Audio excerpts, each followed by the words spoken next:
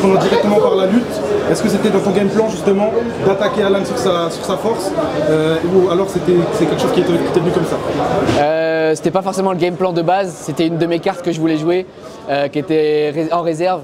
Mais l'occasion s'est présentée et quand c'est instinctif, c'est venu tout seul. Donc heureusement, ça nous a apporté la victoire ce soir. Est-ce que c'est pas ça justement qui t'a apporté la victoire, l'effet de surprise? Alan, il s'attendait certainement pas à ce que tu l'attaques en lutte. Ouais, certainement.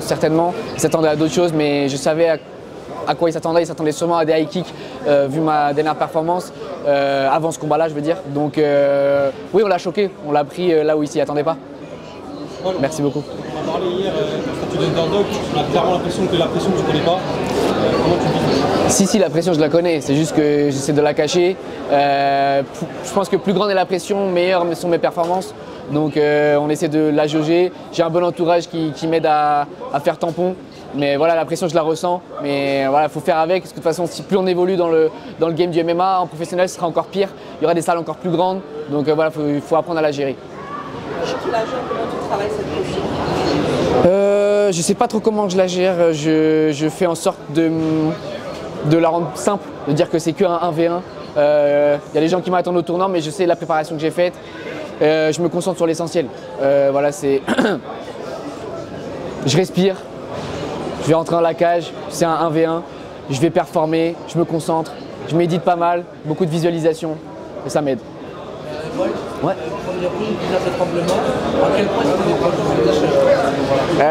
J'étais proche, je sais, je vais pas dire que je sais, mais j'aurais aimé énormément le finir au premier round, ça aurait été incroyable. Il n'y a pas eu la finition pour le moment, mais on était à deux doigts. On s'est donné à fond. Je voulais pas me cramer dès le départ. Donc voilà, il y avait une bonne opportunité, j'ai pas réussi à la saisir, mais on a quand même ramené la victoire. Shems pour le média Le Parcours. Je t'entends pas, excuse-moi. Je t'ai dit Shems pour le média Le Parcours. Ouais. Est-ce que tu pensais à la fin gagner le combat? Parce qu'au final, c'était une décision partagée. C'était très serré. Je ne savais pas si j'allais gagner ou pas. Je ne me rends pas trop compte lorsque je combat, je n'ai pas un regard extérieur. Je sais que j'ai donné 100% de moi-même. Alan aussi, le troisième round il était compliqué. Donc voilà, il y aura encore des choses à bosser. Mais on a eu la victoire, c'est l'essentiel. J'ai donné du meilleur de moi-même en préparation, lors du combat, donc voilà, je suis fier de moi. C'est quoi maintenant tes objectifs en professionnel? Aller le plus loin possible, rendre les Français fiers, j'ai envie de combattre à l'international, au niveau mondial. Si j'y arrive dans les prochaines années, ce serait incroyable. C'est vraiment mon rêve d'être une figure du MMA français, ce serait vraiment exceptionnel. Ouais. On est en discussion, j'espère que ça va se faire dans les prochains mois. Va y avoir un... je sais pas. C'est en discussion pour le moment, je crois que ça va se faire prochainement, mais là mon esprit en fait, il était tellement concentré sur ce combat, je pensais à rien d'autre, je sors de 3 mois de préparation vraiment intensive, donc ça va se faire, je sais pas quand exactement, mais c'est le chemin que je prends en tout cas. Peut-être, oui et non, je sais pas, ça va se faire, je sais pas trop en vrai de vrai. Ma tête elle était que concentrée sur le combat du 10 janvier. Je sais pas ce que je vais faire demain. Ma vie elle n'existe pas après ce combat, donc je vais voir ce qui va se passer ensuite. Je vais voir, c'est pas prévu. En vrai de vrai, j'ai envie de me reposer 2 jours et de retourner à l'entraînement parce que je pense que c'était pas suffisant ma performance et j'ai envie de vraiment prendre du niveau. J'ai envie de vraiment avoir performé dans mes prochains combats, de choquer tout le monde. C'est ma volonté, donc je vais retourner à l'entraînement dans pas trop longtemps. Paul, cette victoire à l'arraché dans un combat difficile, devant autant de gens à Paris, est-ce que pour le moment c'est pas le plus beau moment de ta jeune carrière? Je sais pas, c'est un beau moment, c'est un très beau moment, mais c'est un combat, oui on m'attendait au tournant, mais c'est un combat comme un autre. Je veux dire, un combat qui a plus transformé ma carrière, c'était chez Ibra TV, où là ça m'a apporté une vraie lumière, où les gens se sont intéressés à mon profil, et c'est ça qui me fait vivre aujourd'hui.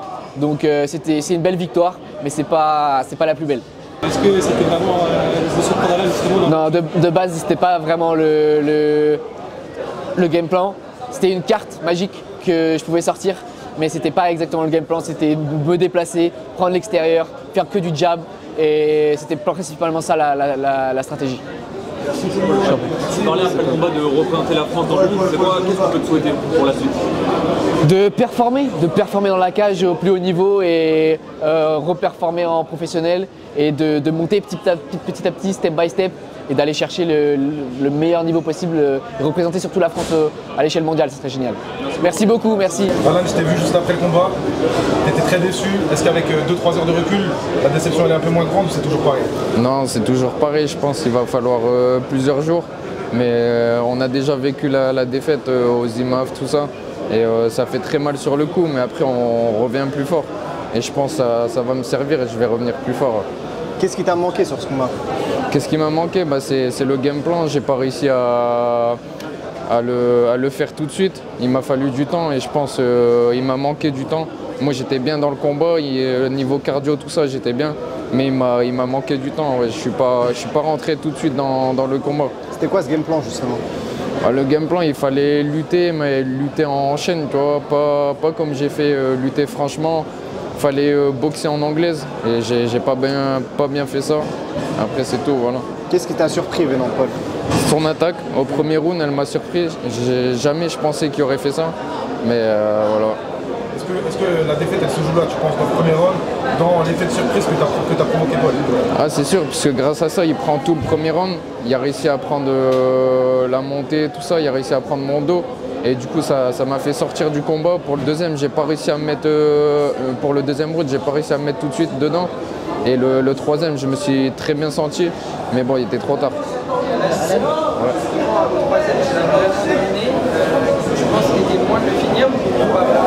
Franchement, je pense que si j'avais accéléré un petit peu, il y avait fort moyen.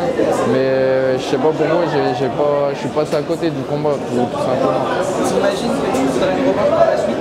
Moi, j'aimerais bien. Après, je pense qu'il me la donnera pas. Alan, c'était... Ta déception Ouais, c'est une forte déception. Ouais. La pression, est-ce que tu penses que la pression, ça a été une Non, ça n'a rien à voir. Franchement, ça n'a rien à voir. Une fois que tu es dans la cage, qu'il y a 1000 personnes ou 5000 personnes, pour moi, ça ne change rien. Et lors de round, on a vu beaucoup, plusieurs étranglements de la part de Paul. À quel point est-ce que tu étais proche de taper sur les étranglements? J'ai pas compris la fin. À quel point est-ce que tu étais proche de taper sur les étranglements? Non, franchement, il l'avait bien, mais il n'était pas au point à me faire taper. Genre, il l'avait pas bien verrouillé, tout ça, mais sinon, j'aurais pas tapé dessus. Non. Est-ce que tu as été surpris par le jeu de Paul qui dormait souvent au sol ou pas? Bon, on savait, après, moi, je m'attendais plus à une partie pied-point, avec des jambes, tout ça. Et non, il m'a surpris au premier round. Ouais. Est-ce que tu penses que le fait que Johnny Frachet ait coaché aux IMAF, ça a joué dans sa faveur après? Ouais, franchement, je pense que oui, parce qu'il m'a bien analysé et il a fait un gros game plan pour moi et je pense que ça a joué. Ouais. C'était quoi ton ressenti à la fin du combat? Est-ce que tu penses avoir gagné ou pas? Franchement, je sais pas, à chaud comme ça, c'est difficile à dire. Il faudrait que je regarde le combat à froid. Et là, je pourrais dire, mais franchement, je pense que je perds les 2 premiers rounds et je prends le troisième. Ça, c'est sûr. Après, le deuxième, c'est discutable, je pense. Et c'est quoi la suite pour toi? Tu comptes rester en amateur ou... Ouais, là, je reste en amateur. J'aimerais bien faire les Europes le mois prochain. Si tout va bien, ce serait bien. Ouais. Vous avez un peu un passage en pro. Ici, est-ce que tu aurais un autre adversaire potentiel? Un Paul, quelqu'un d'autre que tu aurais en tête que tu aimerais bien affronter? Franchement, non. J'aimerais bien affronter des Américains, tout ça, pour m'affronter au monde. Mais non, le passage en pro, c'est pas pour tout de suite. On a encore les Europes à faire. Et après, pourquoi pas faire encore quelques combats en amateur et après, on verra. Tu sais affronter des Américains, est-ce que tu aimerais peut-être faire un camp aux États-Unis ou ailleurs? Parce qu'en vrai, ça se fait pas trop pour les amateurs, mais je pense que ça peut être bénéfique. Ah ouais, c'est sûr, ça peut être bénéfique. Moi, j'en ai fait un en Thaïlande au Bang Tao. C'était une expérience de fou. Et franchement, si je pouvais refaire, ouais, je referais ça avec plaisir. Ouais. Est-ce que tu dirais que tout l'engouement médiatique autour de toi qui a fait de t'ont placé en favori, qui était largement favori, est-ce que tu penses que ça t'a déstabilisé dans le combat?